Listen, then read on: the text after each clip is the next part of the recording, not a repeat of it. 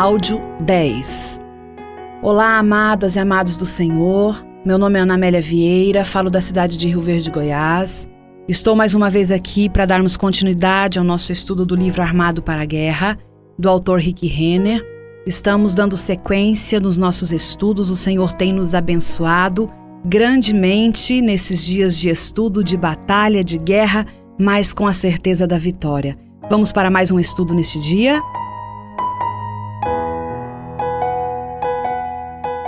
Falaremos hoje do capítulo 5, que tem o título Uma Ameaça do Céu. Você pode ter certeza de que Satanás estava observando com grande preocupação enquanto o poder do Espírito Santo vinha sobre os crentes reunidos no cenáculo no dia de Pentecostes.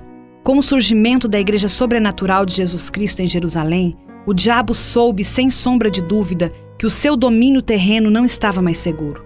Só Jesus pôde derrotá-lo sozinho tão completamente como ele poderia agora resistir às multidões de pessoas cheias do mesmo Espírito que ressuscitou Jesus entre os mortos? Imbuídos do poder sobrenatural do alto, os crentes em Jerusalém foram milagrosamente transformados em um exército divino, equipado com armamentos sobrenaturais para executar a vitória que Jesus já havia lançado sobre esses inimigos sobrenatural. O pior pesadelo de Satanás se torna realidade. Seu reino tenebroso, demente e diabólico, que estivera seguro por milhares de anos antes do nascimento de Jesus, fora invadido, primeiro por Jesus e agora pela Igreja. Do ponto de vista do diabo, uma ameaça celestial entrou em seu domínio a fim de executar a vitória que Jesus Cristo conquistou sobre ele na cruz e no túmulo para expor a sua derrota. O exército de Deus, a Igreja, tinha sido enviada a partir do quartel-general do céu para retirar o domínio de Satanás e devolvê-lo ao povo de Deus. O reino de Deus havia chegado. A Igreja começou a pregar, a ensinar, a curar os enfermos, a ressuscitar os mortos, a expulsar demônios e a repelir as forças do inferno um passo de cada vez. A segurança de Satanás se fora para sempre. A Igreja chegara para exercer o juízo sobre ele e as suas hostes pervertidas. Satanás estava desesperado para evitar o colapso total de poder do sistema deste mundo perdido. Portanto, ele liberou toda a sua fúria em um esforço para destruir essa ameaça celestial antes que ela pudesse executar plenamente o julgamento já declarado sobre ele. Quando Paulo escreveu o livro de Efésios no ano 64 d.C., a estratégia de Satanás para destruir a Igreja já estava a pleno vapor. Paulo, um pai generoso, poderoso e fiel à fé cristã, foi aprisionado na cidade imperial de Roma, acusado de supostamente ter ajudado a planejar o enorme incêndio que havia queimado 12 seções de Roma no ano anterior.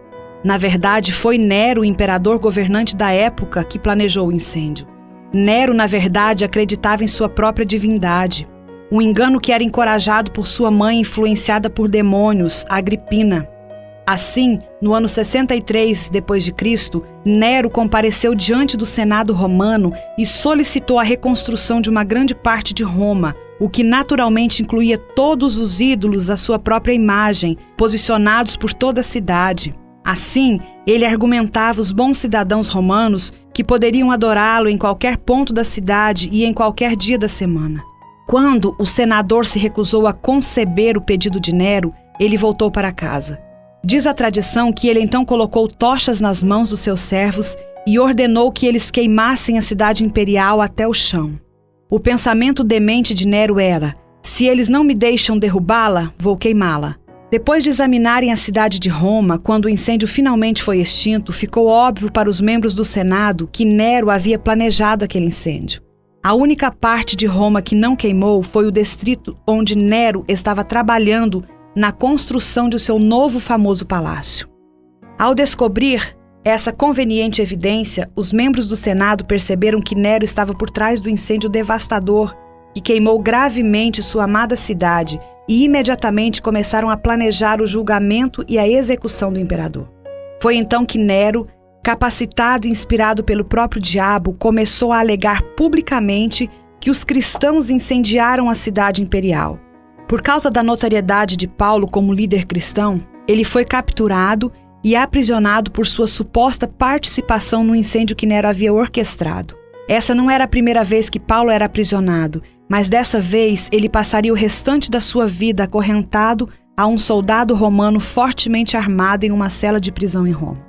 Esse ataque contra a igreja era parte do plano de Satanás para frustrar o plano de Deus. Naquela época, a igreja estava crescendo em uma velocidade sem precedentes. Ela estava crescendo numericamente, estava crescendo doutrinariamente e estava crescendo espiritualmente.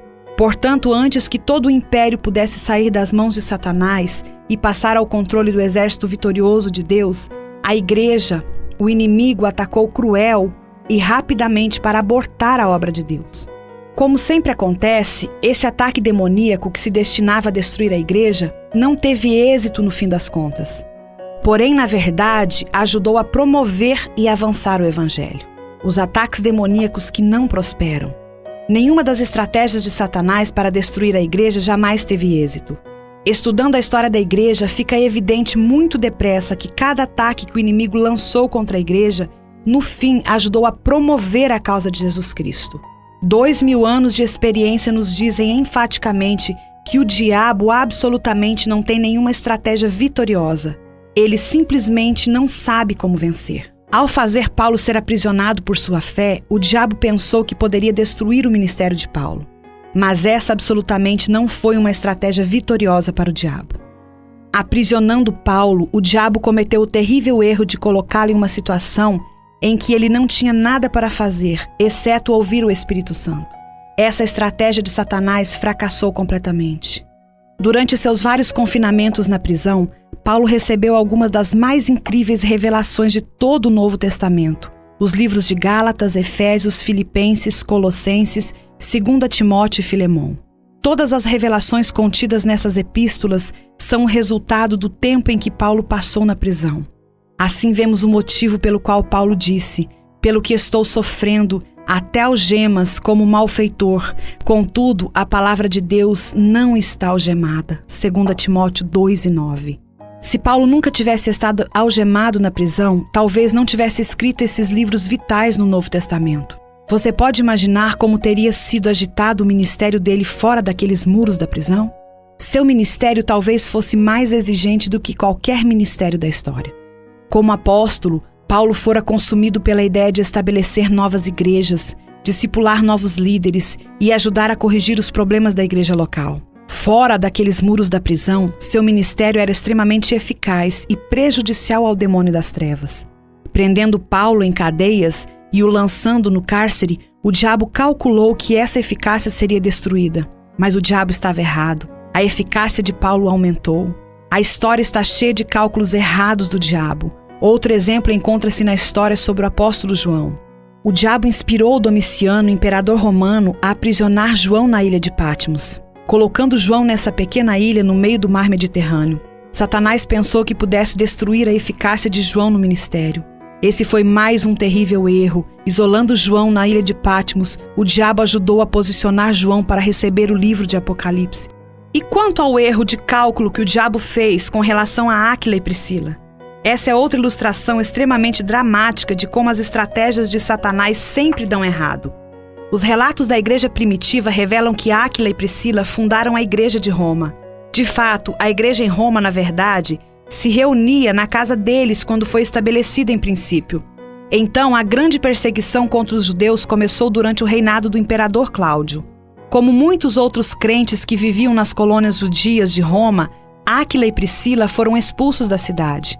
Imagine como deve ter sido desolador para esse casal deixar a família da igreja para trás. Eles tinham fundado a igreja em Roma e levaram muitas daquelas pessoas ao Senhor.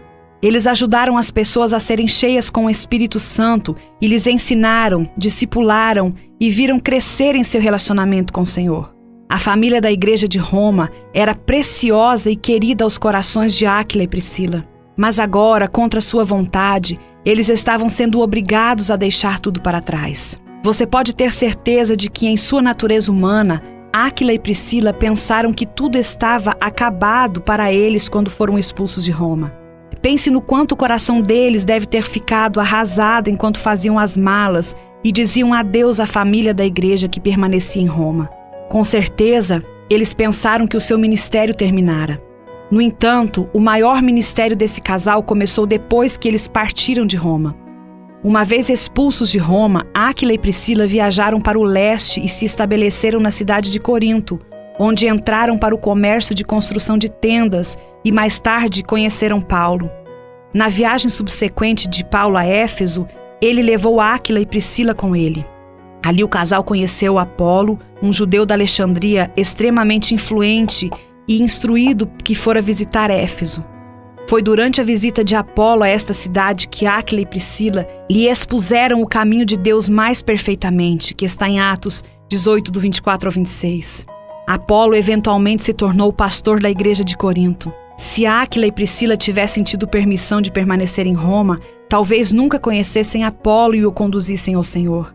Esse ataque que veio para destruir o ministério deles, na verdade os posicionou para ajudar a promover ainda mais o evangelho de Jesus Cristo. Do mesmo modo, se Áquila e Priscila permanecessem em Roma, talvez nunca tivessem conhecido o apóstolo Paulo. Foi apenas depois de serem expulsos de Roma que eles o encontraram e se uniram a ele como alguns dos seus associados. Essa equipe apostólica ministrou às igrejas por toda a Grécia e Ásia Menor por anos e anos dali em diante.